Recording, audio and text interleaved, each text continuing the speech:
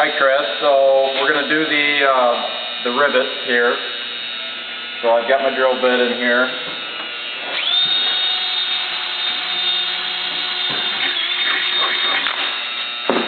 So there's my hole. So here's the old rivet that you marked with the marker. So this would be the original Olympic. As you can see, it goes right in the hole. So if I pull that out, and here are the other ones you sent me, and they will not go in the hole. So that diameter on that head down there is too big. So we will go ahead. Alright, you can end that one. Okay. Oh, let me drill a